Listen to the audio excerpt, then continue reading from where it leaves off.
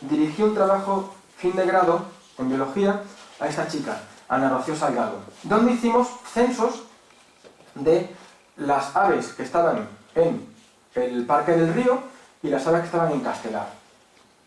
Pero no solamente nos quedamos en hacer un censo, sino queríamos que la gente tuviera acceso a esa información. ¿Y qué hicimos? Creamos una página web, se llamaba Aves de Badajoz. En esa página web, además, creamos información sobre las distintas especies de aves que podían encontrarse en el río,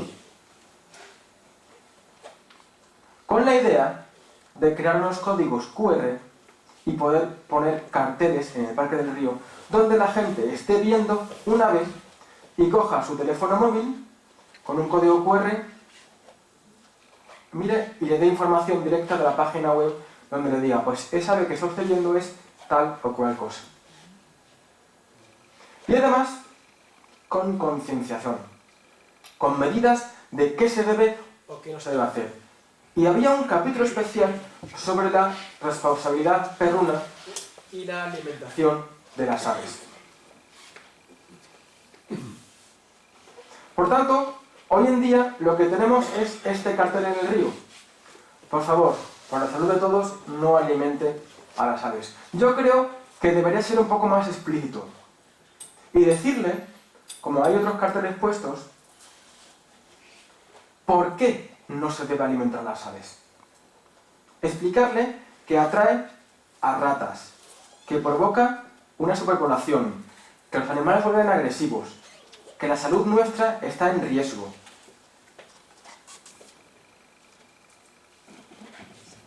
Curiosamente,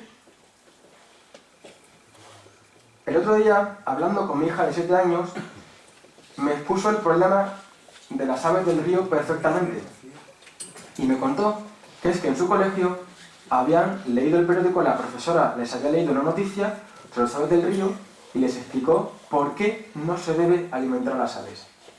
Yo les confieso que mi hija, hace varios años, era de las que iba con su paquete de gusanitos o de pan duro al río a echarle de comer a las aves. Desde ese momento, aunque yo le decía que no debía hacerlo, fue su profesora, que debe tener una mayor ascendencia sobre ella que yo, fue su profesora la que la convenció leyendo esa noticia donde le decía por qué no se debe alimentar a las aves.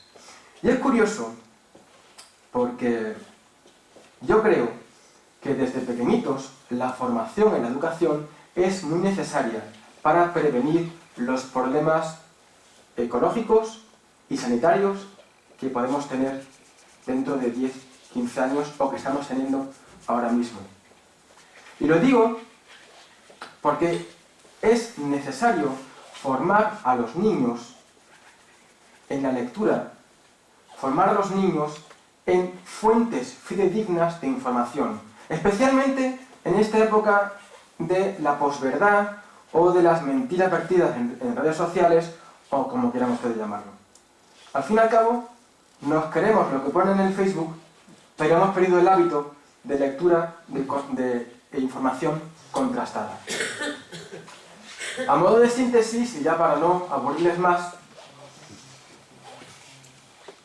como mensajes que yo quisiera que se llevaran ustedes hoy a casa, sabemos que los procesos de cambio global están ocasionando unos cambios muy profundos en muchos ecosistemas, incluyendo nuestro ecosistema urbano de la ciudad de Badajoz.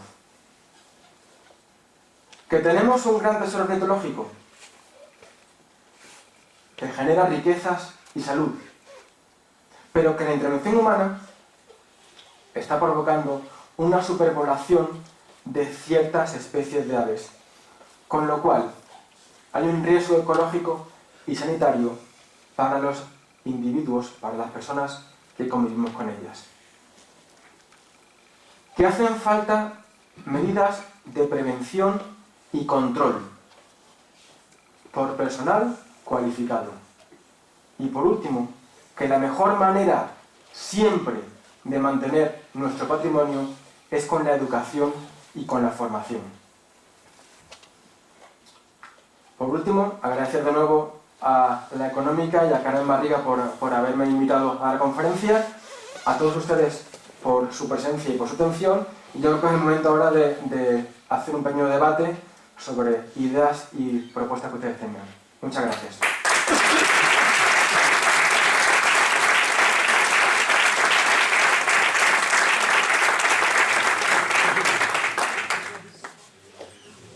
¿Preguntas? Sí.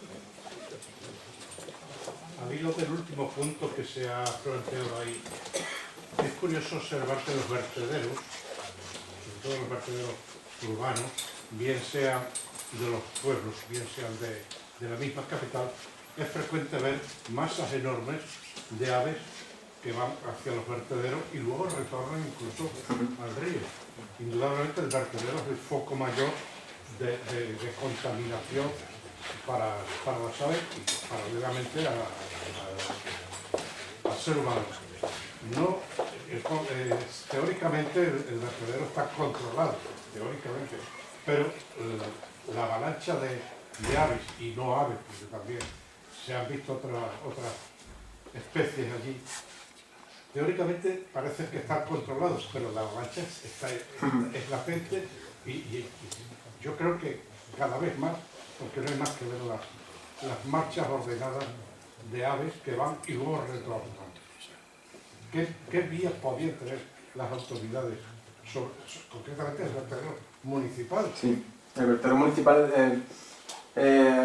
Si queremos hoy en día observar cigüeñas, gaviotas y milanos en Badajoz, el mejor sitio es ir al vertedero municipal, desde luego. La mayor concentración de esas aves se encuentran allí. No sé qué medidas se podían mantener. La primera medida que podría ser cerrar eso, pero las aves tienen la capacidad de vuelo, no se puede cerrar por arriba, sería bastante inviable. La incineración no se puede hacer tampoco. Yo creo que habría que estudiarlo desde el punto de vista sanitario. Cuando hemos hablado de riesgo sanitario, tenemos que tener en cuenta que lo que usted apunta es muy efectivo. O sea, las aves que vienen de un sitio a otro son propábulos de todo tipo de hongos, bacterias, virus, garrapatas y otros vectores de esas enfermedades, o sea que la pueden llevar de un sitio a otro. No sé qué se podría hacer hoy en día con una proliferación de una manera efectiva. Se podría decir un montón de soluciones, bueno, pues como la basura, de compactarla, de mil historias, pero hoy en día, de que mañana 23 de enero fuera efectiva, eso yo creo que requiere un estudio mucho más serio y fiable del que yo pudiera aportar ahí mismo una solución primera. Pero desde luego que en primer lugar yo lo que haría sería ver si realmente, y yo apunto que así podría ser, hay riesgo de infección de un sitio a otro. O sea, que hay, hacer cultivos de infecciones y de posibilidad de infecciones de un sitio que estén en el vertedero y si esa infección se traslada a otro sitio. Eso será primero. Para una vez que tengamos la certeza de que eso ocurre, porque sin certeza no podemos hacer nada, una vez que tengamos la certeza, tomar medidas para hacer eso. Sí. Primero, darle las gracias por la información y segundo, pues sobre el tema de los gansos, del río, de la superpoblación.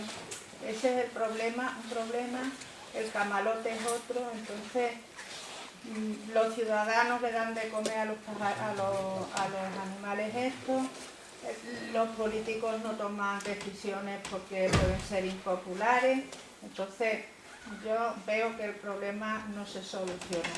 Ojalá, como hay en perspectiva dinero, que al fin y al cabo es lo que como especie nos está moviendo, pues a lo mejor alguien intenta mejorar esto. Respecto al resto de los pajarinos que veíamos antes, pues yo veo que de día en día disminuye. Los aviones, que sí porque pían mucho, que sí esto, que sí lo otro. Realmente la población no es consciente de nada de esto. Y claro, sí, eso se puede hacer, pero sería un trabajo lento y en las escuelas se hace. Lo sé porque soy maestra. Entonces, no sé, la verdad. Yo he visto, una de las cosas que he observado es que los árboles aquí en Badajoz se talan y se talan de una manera brutal. Entonces los pájaros realmente no pueden anidar, porque ahora mismo va usted a San Francisco y los árboles están allí Y es que antes le daba tiempo a hacer sus crías de los pajarinos, pero es que ahora no hay. Cada vez veo menos. Y respecto a las rapaces y todo que había, lechuzas, un montón de aves nocturnas, realmente no se está favoreciendo para nada. Las aves esteparias realmente las estamos envenenando, los herbicidas, los pesticidas. Es decir, que hay que tener una voluntad muy grande de todos, de decir, tanto de los ciudadanos como de las personas que pueden tomar decisiones. Entonces es un problema difícil y ojalá que se solucione, claro. Pero desde luego talando los árboles así, que no dejan a los pájaros que puedan preparar sus nidos y sus cositas, no me parece que ese sea el camino. No, desde luego. Muchas gracias. En su primera pregunta o afirmación que decía de las medidas impopulares que tienen que tomar los políticos, yo estoy de acuerdo, tienen que tomar medidas, aunque sean impopulares, pero el otro día hablando con ciertas personas de colectivos animalistas con especial protección sobre las especies del río, sobre estas especies que tenemos de sobrepoblación, yo les decía, fíjense en una cosa, nadie queremos eliminar o quitar especies del río o queremos eliminar gansos, ocas del río o patos. Pero en el momento en el que haya en Badajoz un caso de salmonelosis contagiada de ave a niño o ave a un adulto, como entre sanidad en el río, se acabaron los gansos, los patos y todo lo que hay. O sea, es mejor tener y mantener la población a unos niveles donde el riesgo de zoonosis sea bajo, a que esto se haya desmadrado, porque como entre sanidad, le da igual el medio ambiente y todo. Ahí se elimina todo y fuera. Esa es una cuestión. Con respecto a las aves urbanas, tenemos un grave problema con un descenso de lo que se denominan las aves comunes. El gorrión a nivel, aunque nos parezca mentira, nosotros en Badajoz, el gorrión a nivel mundial está desapareciendo de las grandes ciudades. Algo está pasando en nuestro ecosistema, en nuestra zona donde vivimos, que nos estará afectando. Hay un refrán que dice que cuando veas la barba de tu vecino cortar, pon las tuyas a remojar. Pues cuando veamos que algo le pasa al ave que vive con nosotros, algo nos va a pasar a nosotros dentro de 5, 10 o 15 años. Y es un problema muy grave eso. También es verdad que hay otras especies que colonizan nuestro medio urbano. Estorninos tenemos millones ahora mismo. Entonces, son especies que se adaptan muy bien a estos nuevos ambientes. Pero que hay que proponer, si queremos tener las aves comunes en nuestra ciudad, tenemos que tomar medidas para que estén. ¿Se talan los árboles? Pongamos cajas nido para que sigan criándose. O talemos los árboles de otra manera diferente. Creémosle un hábitat adecuado para poder seguir aquí. Por ejemplo, las rapaces también, o sea, los estorninos, no hay depredadores naturales. Claro. Entonces hay un desequilibrio inmenso. Y algo tiene que ver también, por ejemplo, hablando de los gorriones. En mi campo había gorriones que este verano han desaparecido. El calor tan enorme que estamos teniendo. Las olas de calor influyen mucho en las puestas de los gorriones. Una ola de calor puede, si viene en la época de máxima afluencia de pollos o de huevos, destruye las puestas de los gorriones o de las golondrinas o de la ave que sea, y eso hace que la puesta de reposición sea tardía y disminuya el tamaño de la población al final. O sea, lo que pasa es que esas olas de calor que vamos teniendo son olas cíclicas, tenemos que ver estudios a largo plazo, porque por un año, igual el año que viene vuelven esos gorriones allí, igual vuelven, para una ave que puede colonizar bastante bien. Pero sí es verdad que en los últimos 10-15 años ha bajado el número de gorriones, y por ejemplo en un estudio que tampoco he presentado ahí publicado, en los últimos 15 años la prevalencia de malaria en este tipo de aves, no en gorrión, sino más bien en el avión común, pasó de un 35% a un 65%. O sea, si la malaria aumenta un 30% en 15 o 20 años, es un grandísimo aumento y hay que ver muy bien qué causas son las que han propiciado eso y qué consecuencias puede tener para nuestro inventario. Da un poco de miedo todo Un esto. poquito. Me gustaría saber, una vez que no ha aparecido, pues no sé si por qué, pero es las palomas. Yo me da poco tiempo para ir a la Zúa a ver esto, pero sí, ando por Badajoz. Entonces yo veo muchas más palomas aquí que había antes, que Badajoz no tenía palomas, no era un sitio con palomas, y ahora yo creo que está el tema absolutamente desmadrado. Y no sé si es bueno o malo, me explico, porque la conferencia en alguna ocasión parece que haya aves, pues está muy bien, porque nos evitan tomar Prozac, y en otras tenemos que huir de ellas. Entonces a lo mejor está, como siempre, el tema en la dosis. Me gustaría que me hablara de las palomas. Las palomas, el problema de las palomas es que es un ave de origen doméstico. La paloma que tenemos aquí es una ave doméstica, como puede ser el ganso o el pato o la oca. Entonces, no he hablado de ellas como ave silvestre porque no la considero de esa especie que tenemos aquí como ave silvestre, ¿no? Pero hay una proliferación tremenda de estas palomas. De nuevo, por causas humanas, causas antropogénicas. Los edificios crecen muy bien, se alimentan de prácticamente cualquier cosa, son tremendamente agresivas con otras especies y desplazan mucho a otras especies. Entonces, o son, como se suele decir, las ratas del aire, ¿no? O sea, se aprovechan de todo. Con lo cual, cada vez somos más en la ciudad. Cada vez generamos más basura. Cada vez tienen más alimento. Tienen edificios para criar. Tienen el perfecto caldo de cultivo para estar aquí. Y encima, son animales que tienen muchísimas enfermedades. Muchísimas enfermedades.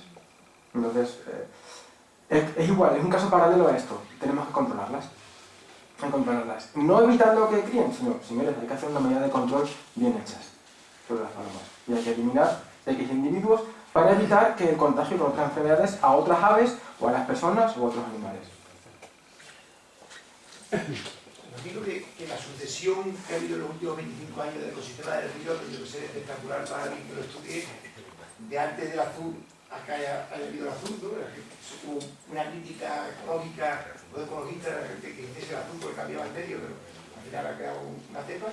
Y ahora en los últimos años, la eliminación de todos los eucaliptos en las máquinas y la sustitución en estos momentos con árboles que están naciendo, que dentro de 5, 6 o 10 años pues serán nuevas plantaciones en el río, habrá una evolución, una expresión visible o ¿qué pasa? Yo siempre he conocido el azul, o sea, soy muy joven, yo siempre he conocido el azul, entonces yo ya recuerdo cuando ya tenía uso de razón de poder ir a ver las aves abajo, siempre veíamos el azul. Siempre ha habido un cambio, para mí un cambio para mejor. ¿Por qué? Porque primero tenemos agua en Badajoz, el río está más bonito y creo que ha permitido una riqueza y una diversidad de especies que antes no teníamos. Tanto de especies de aves como de especies de mamíferos, como la nutria. Habrá que ver cómo ha afectado eso, por ejemplo, a las especies piscícolas, que eso ya lo desconozco. Y en el caso de la sucesión ecológica por la tala de una especie exótica, como es el eucalipto, y sustituir por especies autóctonas, yo siempre creo que es beneficioso. La proliferación de eucaliptus que hubo en los años 50-60 en España, debido a una política forestal, la que hubo en aquella época, no vamos a juzgarla en el siglo XXI con 50 años de diferencia, pero hubo una política forestal que hoy en día está sustituyendo por unas especies autóctonas. ¿Que pueden mejorar el suelo? Posiblemente. El único problema que veo yo a la hora de talar una especie forestal y hasta que crezca la otra es el riesgo de lixiviado y de que el suelo se pierda por una excesiva erosión. Pero en el caso de muchas especies de aves, por ejemplo, van a tener sitio para nidificar, están teniendo sitio para nidificar y tenemos muchas especies arbustivas que creo que pueden sustituir ahora mismo para los eucaliptos. O sea, que no creo que haya un gran problema con los eucaliptos con eso. Yo soy partidario de eliminar en ese sentido. Han mencionado las nutrias. Yo hace un par de años que no las veo. Antes las habías desaparecido. No, siguen aquí. De hecho, este año en noviembre, mi profesor de París estuvo de visita aquí y salió por la mañana, a las 6:30 de la mañana, a dar un paseo por el Puente Viejo y tomé con él el café a las 7:30 de la mañana y me trajo una lista de todo lo que había visto. Y entre otras había visto 2 nutrias y no sé cuántas especies de aves, o sea que hay una cantidad que siguen aquí. El tema del eucalipto hay una sentencia de hace un año o dos, que condena a una celulosa de Huelva a restituir a la propiedad de la tierra, cuando ya se acaba el contrato, quitarle el total de los tocones de eucalipto, después de cortar la madera. Se está muy mal a la celulosa, porque le supone un coste importante, pero que yo creo que va a hacer que muchos propietarios de esas repoblaciones que se hicieron en aquellos años sean capaces de retomar la solución, porque antes, como no se atrevían, no tenían posibilidad de afrontar el coste de quitar todos los botellones, pues se aguantaban con que rebotara otra vez. Y ahora parece ser que es posible exigirse a la celulosa. Yo ya lo he visto hacer masivamente en Portugal y aquí. Yo en una plantación cerca de Olivenza que tenía unos eucaliptos plantados y los han quitado, han estado un año y medio tratando de eliminar los cepellones para que no saliesen. Eso tiene un coste económico muy elevado. Muy elevado. Hola, soy José Marín, soy veterinario y lo primero que quería era felicitarle por la charla que nos acaba de dar. Yo vengo dando otra charla de hace ya muchos años que complementa esta, que es sobre las enfermedades transmitidas por vectores. Y veo con satisfacción que hay otra persona en el mundo que sigue hablando de estos temas, alertando del problema, que no es un problema de futuro, sino que es un problema de presente. A mí lo único que me gustaría es, por si alguno se lleva el concepto de que las aves pueden transmitir ciertas enfermedades directamente, puede ser alguna como salmonelosis, pero como se ha hablado de West Nile, como se ha hablado, bueno, Crimea Congo no se ha hablado, aunque son los vehiculadores, pero las transmiten mosquitos o garrapatas, que es el tema que yo suelo tratar, que es un programa importante al que no se está dando atención. El tema de la entomología médico-veterinaria habrá que tenerlo en cuenta, no de un futuro, sino ya presente.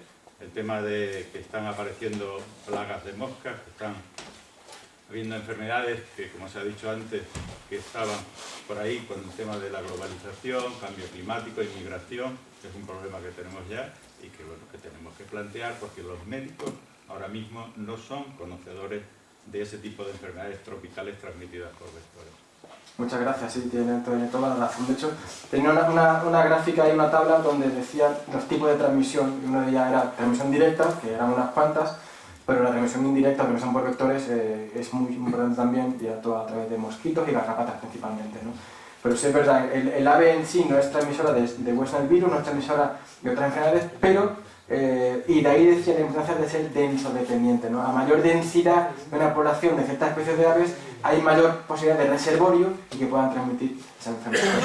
Son los mosquitos y las moscas y las garrapatas. De hecho, yo creo que hoy en día la prevención y la lucha frente a ese tipo de enfermedades está más, o debe dirigirse más a los vectores en sí que a los reservorios. Porque reservorios siempre va a haber en la naturaleza.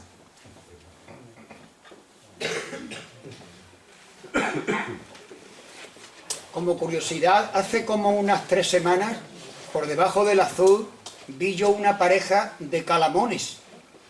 Que yo que llevo 60 años en la orilla del río, y yo hacía años que yo no veía esa ave tan preciosa, con esas patas rojas, ese pico, ese plumaje.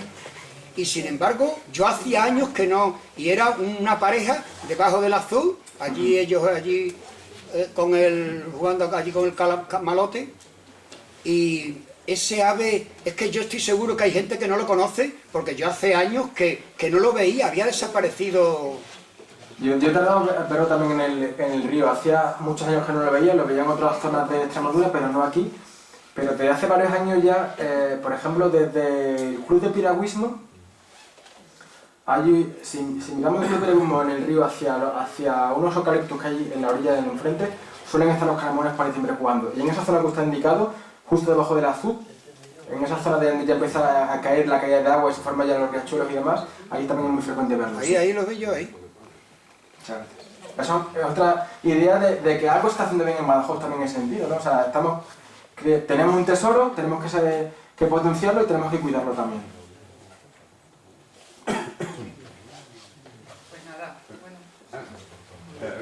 respecto a la educación de niños, yo estoy comprobando que no se llevan a cabo actividades, ¿no? Tenemos aquí un potencial, como ha dicho usted, y ese potencial, con respecto a los pequeñitos y tal, no se está llevando a cabo, ¿no? Y ellos, yo creo que había que sacarles a los niños, había que sacarles más de las aulas y llevarles a sitios como los que tenemos aquí, que son muchos, porque yo creo que sí se concienciarían más realmente al ver la diversidad que tenemos de fauna, a ver la suciedad que también hay en el río, que hay mucha suciedad, y concienciarnos realmente así. Sí, dos cuestiones sobre lo que usted ha dicho, sobre los niños y sobre la sociedad. En primer lugar, los niños, yo estoy de acuerdo con usted, hacen falta que los niños tengan acceso a esta información. Se hacen talleres, el grupo local de SEO de Badajoz organiza talleres, el fin de semana creo que tuvo un taller de alimentos sábado y domingo, donde estaba abierto a los niños para que vieran eso. Pero hay que potenciarlo más. ¿Cómo se potenciaría? Pues a través de los colegios y las escuelas. Sin duda es así. O sea, si tenemos deportes, si los niños van a la rodilla, hacemos nuevas cosas, ¿por qué no hacer también talleres medioambientales para que conozcan nuestro patrimonio natural y se pueda poner en valor ese patrimonio? Y con respecto a la sociedad, mire, en el último Congreso Nacional de Ornitología hubo varias excursiones. Una de ellas fue en el Azud de Badajoz. Y en esa excursión vino Ernest García, que es uno de los principales guías ornitológicos y el autor de la guía más famosa de aves que utilizamos muchos ornitólogos, es Dónde ver aves en este caso, el suroeste ibérico. Y él estaba emocionado al ver esta riqueza ornitológica, pero apesadumbrado por ver la cantidad de basura que había en el Azud de Badajoz. Es un problema muy grave. Es un problema de educación, sobre todo. Entonces, él estaba convencido de que en su próxima edición de su guía quería incluir la zona cepa Azud de Badajoz como uno de los principales destinos ornitológicos de toda España. Pero tenemos ese hándicap de la basura. Entonces, eso es una cosa que tenemos que mejorar. No son los niños, son también los mayores. No, por supuesto, por supuesto. Ahí en el Azud no van los niños solos. Bueno, pues si os parece muy bien.